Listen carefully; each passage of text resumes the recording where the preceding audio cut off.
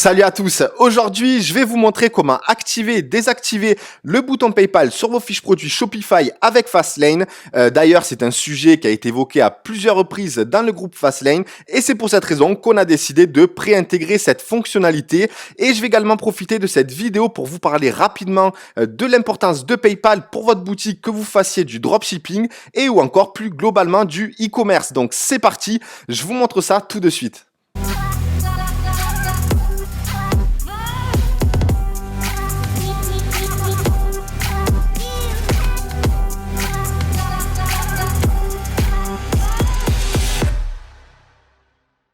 C'est parti, je vais tout d'abord te montrer donc comment activer et désactiver le bouton PayPal sur les fiches produits de ta boutique Shopify avec Fastlane. Donc il te suffit de te rendre dans l'éditeur de Fastlane. Donc pour toutes les personnes qui n'ont pas la version 3.30 ou supérieure, excusez-moi, il va falloir procéder à la mise à jour depuis l'app Ecomfly Fastlane.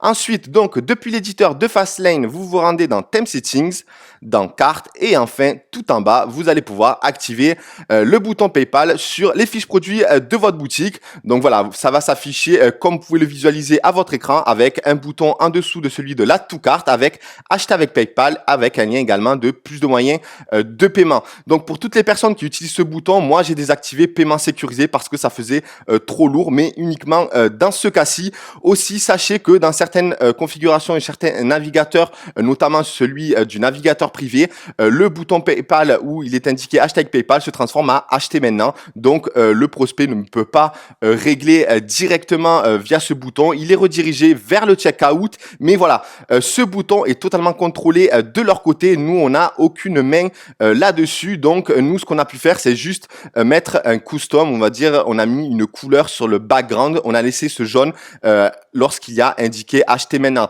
Donc si jamais ça arrive de votre côté, voilà, c'est complètement géré de leur côté et nous, voilà, on a juste ajouté la fonctionnalité que proposait ou du moins on l'a préintégré dans Fastlane par rapport à ce que proposait Shopify au sujet de PayPal sur les fiches produits. Donc maintenant, en ce qui me concerne, je peux être amené à utiliser le bouton PayPal directement dans les fiches produits selon certaines stratégies bien spécifiques, comme un monoproduit avec certains influenceurs et certains marchés. Mais voilà, mais généralement, je ne l'intègre pas. L'idéal, même selon moi, ce serait de pouvoir le proposer comme un second moyen de paiement à l'étape finale de commande, tout comme on peut le faire finalement avec l'app Checkout X. Et d'ailleurs, c'est ce que je reproche au checkout par défaut de Shopify où il propose directement PayPal dès la première étape de commande, alors que normalement, il devrait s'afficher uniquement dans la troisième étape de commande.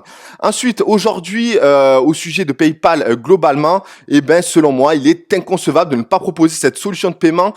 Tout d'abord, parce que c'est une plateforme très connue au niveau national et également international. Donc forcément, si vous proposez PayPal dans votre boutique, ça crédibilise votre boutique en quelque sorte, car vous proposez ce paiement qui est connu, qui est utilisé par beaucoup de monde, parce que aussi elle est beaucoup plus utilisée pour ces transactions sécurisées, mais pas que. Beaucoup de personnes aujourd'hui utilisent aussi PayPal pour des transferts d'argent entre proches et amis et qui est gratuit en plus depuis un petit moment maintenant et forcément ça incite davantage son utilisation. Donc aujourd'hui, que ce soit chez les particuliers ou les professionnels, PayPal est une solution de paiement qui est énormément utilisée et c'est pour cette raison que je ne conçois pas aujourd'hui d'avoir une boutique e-commerce sans cette solution de paiement. D'ailleurs, selon les thématiques que vous attaquez, vous pouvez très rapidement vous rendre compte que de 30 à 50% des paiements sont réalisés avec PayPal. Bien évidemment, ces pourcentages varient selon la niche que vous attaquez, si votre audience est plus ou moins jeune ou plus ou moins âgée. Ça dépend également de là où vous vendez, le pays. Il y en a certains, il y a une population qui utilise beaucoup plus PayPal que d'autres. Voilà, donc voilà, ça dépend de la niche, du marché que vous attaquez. Et voilà, donc en tout cas, le pourcentage des ventes, vous allez voir, si jamais vous faites les tests de votre côté, grosso modo, ça prend entre 30 et 50% des paiements. Après, certes, même si certains d'entre eux auraient payé avec les CB, si PayPal n'était pas proposé sur votre boutique, certains d'entre eux également n'achèteraient pas chez vous, tout simplement parce que vous ne proposez pas PayPal. Sachez également, par exemple, simple. Je vais prendre juste, je vais vous raconter une petite anecdote qui m'est arrivée en plus, je crois, parce que voilà, j'ai fait mes cadeaux très tard ce Noël. Je les ai fait entre le 19 et le 20, je crois. Et voilà, je voulais acheter un produit, voilà, en livraison express. Non, ce n'était pas une boutique dropshipping avec la livraison à 15 jours.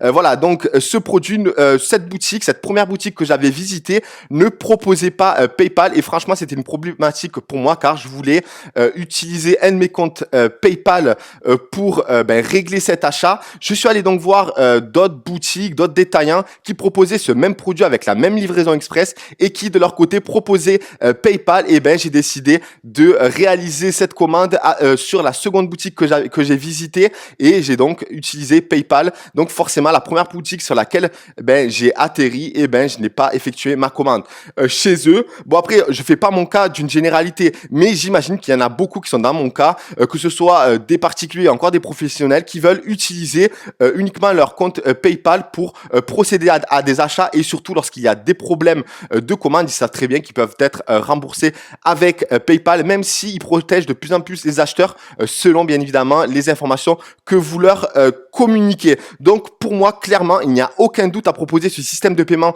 sur sa boutique. Et ensuite, bien évidemment, arrive le sujet des blocages PayPal. Donc moi, en ce qui me concerne, j'en ai plusieurs. Il y en a un même qui a une ancienneté de presque 8-9 ans, voire même plus, je sais pas, ou un peu moins.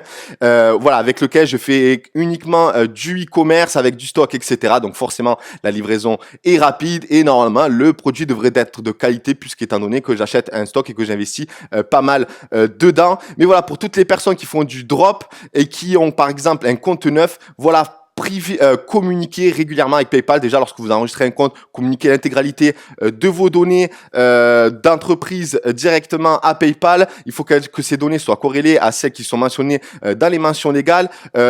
Aussi communiquer avec l'activité que vous allez mettre en place sur votre boutique, le nombre, la fréquence des commandes. Voilà, si vous avertissez et du moins s'il y a une relation entre PayPal et vous de confiance, ça évite, ça minimise du moins les blocages. Aussi, lorsque vous passez, lorsqu'il y a des commandes qui sont réalisées avec PayPal, lorsque vous arrivez à peu près à aller minimum 10, 20 ou 30 commandes par jour, privilégiez les agents parce que ce même agent peut vous communiquer des tracking, des numéros de tracking et que vous pouvez intégrer directement un jour après l'achat de votre client sur votre boutique. Et de cette façon, PayPal verra que vous jouez le jeu de votre côté et que vous communiquez rapidement ce numéro de suivi. Ce même agent en plus peut vous les communiquer avant même l'envoi des colis. Voilà, si jamais vous avez une relation de confiance avec votre agent, il peut déjà procéder à la première étape et vous communiquer tous les trackings de toutes les ventes que vous avez faites avec PayPal. Donc, jouez le jeu encore une fois avec ce système de paiement pour éviter les blocages. Oui, c'est encore quelquefois ça arrive que voilà, il y a des gros blocages, mais voilà, essayez de minimiser cela en communiquant régulièrement avec eux et en jouant franc jeu. Communiquez-leur par exemple que vous avez déjà un petit stock en Europe ou en France et que dès lors que vous arrivez en rupture de stock, vous faites un relais avec la Chine ou avec un fournisseur d'Europe et que ça peut prendre un peu plus de temps. Aussi, pour moi, les blocages PayPal sont complètement en corrélation avec finalement le service client que vous allez allouer sur votre boutique. Donc, le support est extrêmement important après commande.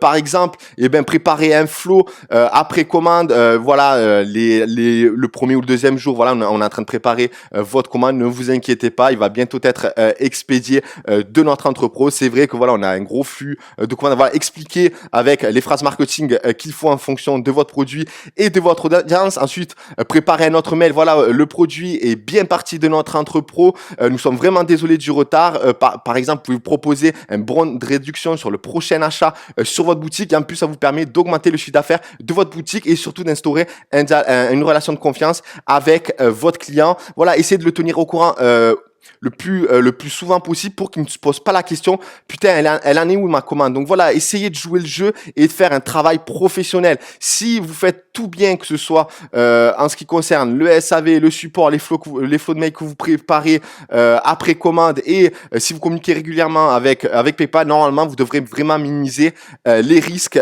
à ce sujet. Voilà, donc je pense que c'est évident, mais voilà, il y a des petites stratégies à mettre en place pour éviter ce genre de blocage. Donc voilà, en ce qui concerne mon avis sur PayPal. Si jamais vous avez d'autres choses à dire à ce sujet, n'hésitez pas à les indiquer en commentaire. N'hésitez pas également à liker cette vidéo et on se retrouve très vite dans une prochaine vidéo. Merci.